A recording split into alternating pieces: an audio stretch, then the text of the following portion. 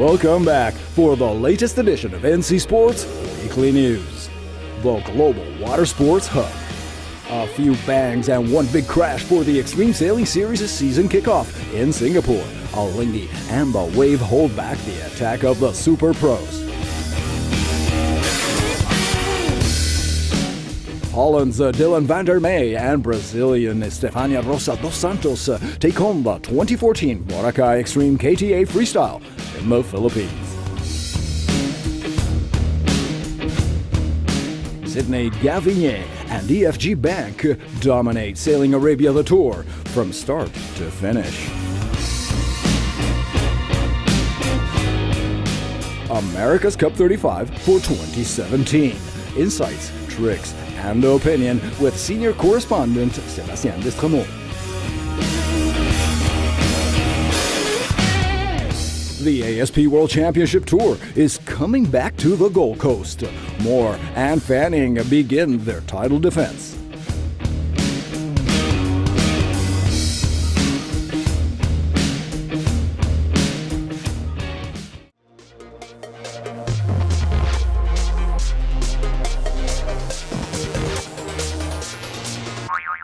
In shifty 5 to 23 knot winds with a few bangs, air capsizes, and one spectacular crash, the much-anticipated and star-studded Act 1 of the Extreme Sailing Series 2014 in Singapore once again confirmed that this is one of the most competitive sailing circuits on the planet.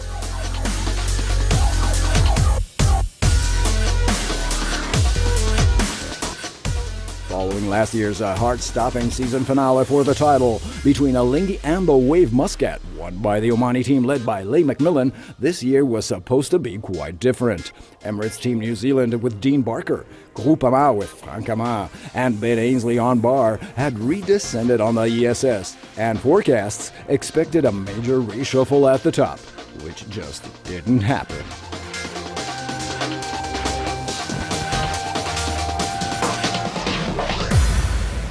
An estimated 30,000 spectators attended the Singapore Import Stadium racecourse for the 4-day event to watch Swiss team Alinghi close more than half of the 29 scheduled races in the top 3 to win Act 1, thanks to impeccable sailing by Ernesto Bertarelli's and Morgan Larson's crew.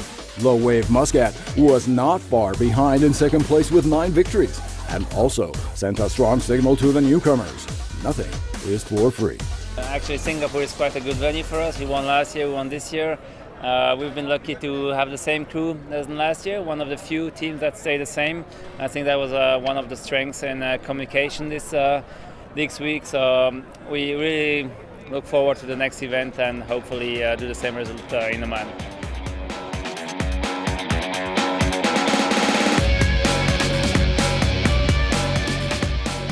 Of the incoming Super Pros, Ainsley's bar team was off to the slowest start here in Singapore by collecting 9 last places, very few podiums, and a single win on the final race to finish in 7th place overall.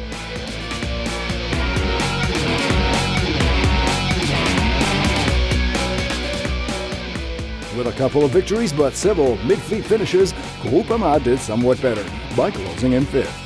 Back on the circuit since 2010, their season debut, however, was definitely hampered by the dramatic crash with Nick Maloney's Aberdeen Singapore on the final lay line of race 20. Fortunately, without major consequences.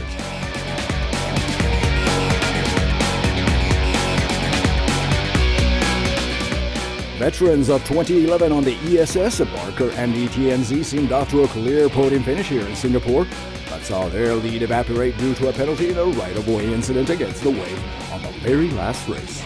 The Kiwis simply had to settle for a 4th place overall.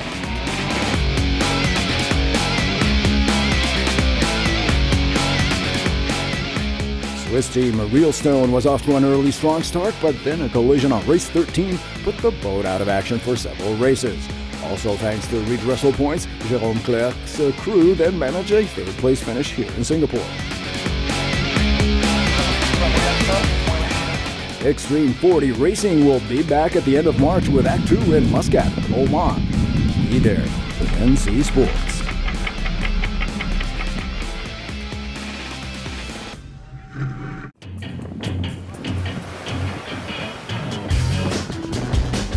The Kite Tour Asia was back in full swing on Bollebog Beach for the 2014 Boracay Extreme, and Holland's Dylan van der Meij and Meij Rosa dos Santos from Brazil were crowned winners of the freestyle event, marked by strong wind conditions that tested the riders to the limit. Both athletes reached the top spots in a single double elimination final heat after their respective victories in the singles.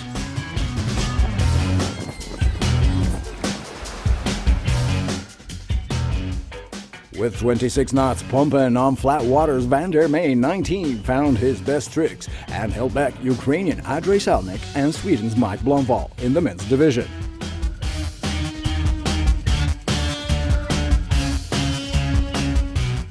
While in women's freestyle, superb and seemingly effortless blind judges and S-bends to blind gave Dos Santos the best performance by subduing Kelly Schoten, also from the Netherlands, in second, and Great Britain's Rosanna Jury with a third-place finish. A photocopy result in the overall KTA season standing.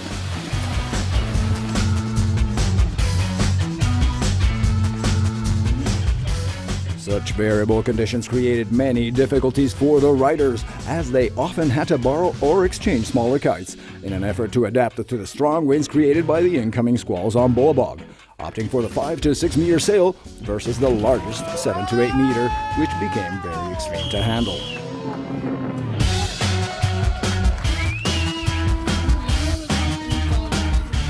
Following results from this Boracay Extreme 2014 in the Philippines, Dylan van der Meij is now also on top of the overall men's freestyle leaderboard by a single point, followed by Slovenian Jaka Komokar and local star Reynard Gaigisan.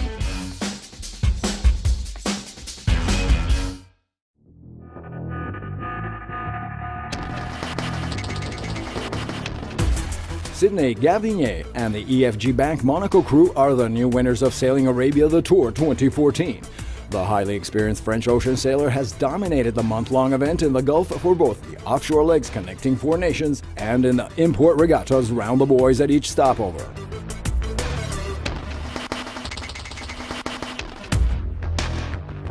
From Bahrain to Qatar, and then on to the UAE and Oman, the 6-boat fleet crossed some of the most beautiful waterways on the planet, and the area is now becoming the new sailing epicenter for the Middle East.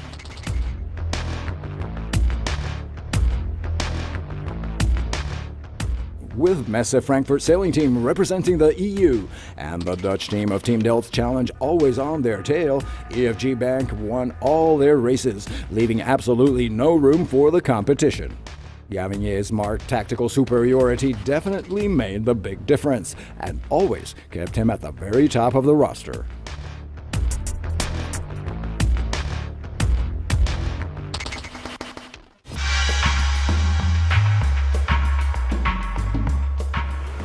Welcome to the office. From Desk Opinion is what its name suggests, a kind of opinion on any given news. Listen to this story. A war of words as well as loads of rumors are spreading over the internet. The 35th America's Cup due in 2017 is already making waves. First, and that wasn't a surprise to anyone, the Australian Jimmy Spithill signs with Oracle team. The young Australian will again be with the US team to win a 3rd straight victory. The man behind the most fantastic comeback after being 8 down is also the youngest skipper to ever win the America's Cup.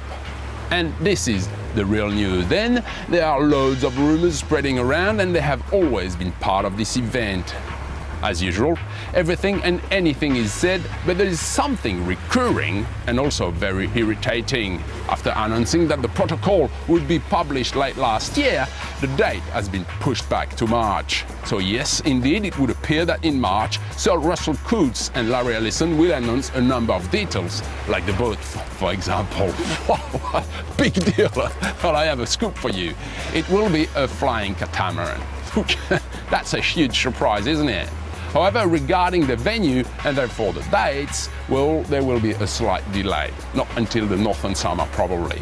This is to allow Russell & Co. to buy enough time to put the pressure on the San Francisco's authority, who are a bit cold at the moment. Well, to be honest, the last event did not live to its promises. The cost for the city doubled, very few teams competed, the forecast revenue were divided by 2, then 3, then 4, etc., etc. So today, the mayor of San Francisco is told that the Cup could be held in Newport, San Diego, Hawaii or Timbuktu. Isn't it déjà vu here? For the record, after their victory in Valencia in 2010, the same people used exactly the same strategy towards San Francisco. Hey guys, you've done it before. The 35th America's Cup elsewhere than San Francisco? Are you kidding us or what? Come on, Russell, with the huge respect we have for you, what if you were to stop thinking we are kids for once? It's not too much to ask, come on. Meanwhile, on the other side of the planet is Team New Zealand on the verge of imploding after Dean Barker's revelation on national television. We'll have more to this as the story unfolds.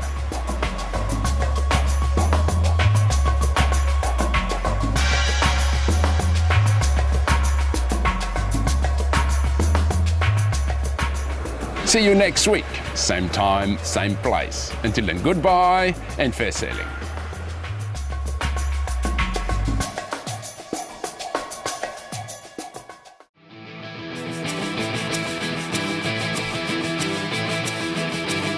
Surf's up, and the ASP World Tour is back for 2014 and kicking off this weekend in its classic Australian season opener on the iconic Gold Coast. American defending champion Carissa Moore from Hawaii will be challenging the top-ranked women surfers at the Roxy Pro. And a pitched battle is expected with last year's top contenders Sally Fitzgibbons and Tyler Wright. Of course, Stephanie Gilmore will also have plenty to prove following her 2013 performance conditioned by an early season injury, and plenty of wildcard athletes could very well shift the balance of power.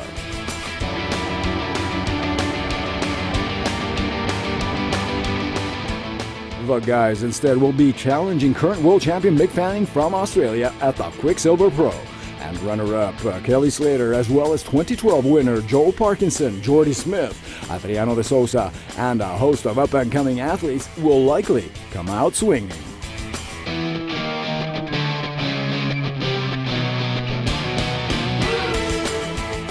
NC Sports will keep you posted with the latest updates and special insights from this new and exciting ASP WCT season.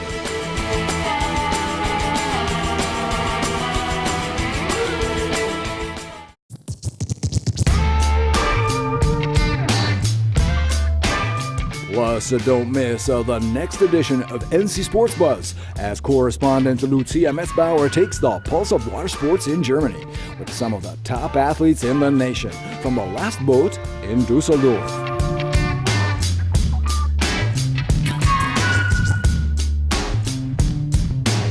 Plunge into the action with NC Sports.